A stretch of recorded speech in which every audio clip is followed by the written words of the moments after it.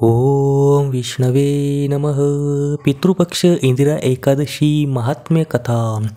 ब्रह्मवैवर्त पुराणामध्ये भगवान श्रीकृष्ण आणि युधिष्ठिर महाराजांच्या संवादामध्ये इंदिरा एकादशीचे महात्म्य वर्णन केले आहे. युधिष्ठिर महाराजांनी विचारले, हे मधुसूदन, अश्विन महिन्याच्या कृष्ण पक्षामध्ये येणाऱ्या एकादशीचं नाव काय? तिच्या पालनाचा विधी कोणता आहे? या व्रताने काय फलप्राप्ती होते याविषयी आपण मला विस्तृतपणे सांगावे. भगवान श्रीकृष्ण म्हणाले, या एकादशीचे नाव इंदिरा असे आहे. या व्रताच्या पालनामुळे पतित पितरांचा उद्धार होतो आणि व्यक्ती सर्व पापातून मुक्त होतो. हे राजन, सत्ययुगामध्ये इंद्रसेन नावाचा एक राजा होता. आपल्या सर्व शत्रूंचा पराभव करून तो महिष्मतीपुरी या राज्यावर राज्य करीत होता. आपल्या पुत्रपौत्रांसमवेत तो आनंदाने राहत होता. भगवान श्री विष्णूंच्या प्रती त्याला नित्य भक्ती होती.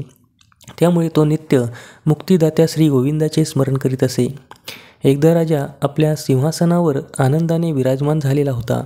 इतक्यात आकाशमार्गे देवर्षी नारद तेथे आले. नारदांना पाहताच राजा सिंहासनावर उठला. त्यांना साष्टांग प्रणाम करून षोडशोपचारांनी त्यांची पूजा केली. तेव्हा देवर्षी नारदांनी राजाला विचारले, हे राजन, तुझ्या राज्यामध्ये सर्वजण सुखी आणि समृद्ध आहेत का? तू धर्माचे राज्य करीत आहे का? आणि भगवान श्री विष्णूंच्या चरणी तुझी भक्ती आहे का? तेव्हा राजा म्हणाला, हे देवर्षी, आपल्या कृपेने सर्व काही उत्तम आहे. केलेल्या यज्ञांचे फळ म्हणून आज आपले दर्शन झाले. कृपया आपण येण्याचा हेतू सांगावा. राजाचे नम्र वचन ऐकल्यानंतर नारद मुनी म्हणाले, हे नृपश्रेष्ठा, एक घडलेला अद्भुत घटना ऐक. ब्रह्मलोकातून मी यमलोकाकडे गेलो होतो.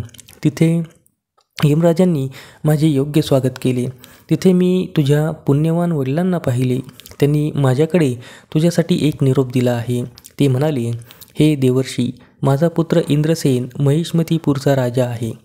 त्याला आपण सांगावे की मी अजाणतेपणी केलेल्या पापामुळे यमलोकामध्ये आहे. माझ्या उद्धारासाठी त्याने इंदिरा एकादशी व्रताचे पालन करून त्याचे फळ मला अर्पण करावे. नारद मुनी पुढे म्हणाले, हे राजन, तुझ्या वडिलांना भगवत धामाची प्राप्ती होण्यासाठी तुला इंदिरा एकादशी करावयास सांगितले आहे. त्यावेळी राजाने विचारले, हे देवर्षी, हे व्रत करण्याचा विधी आपण मला सांगा. नारद मुनी म्हणाले, हे राजन, दशमी दिवशी प्रातःकाळी उठून स्नान केल्यानंतर पितरांना तर्पण करावे. केवळ एकदाच भोजन करावे आणि रात्री चटईवर झोपावे. एकादशी दिवशी प्रातःकाळी उठून स्नान करावे. त्यानंतर दिवसभर प्रजल्प न करण्याचे व्रत धारण करावे आणि पूर्ण उपवास करावा.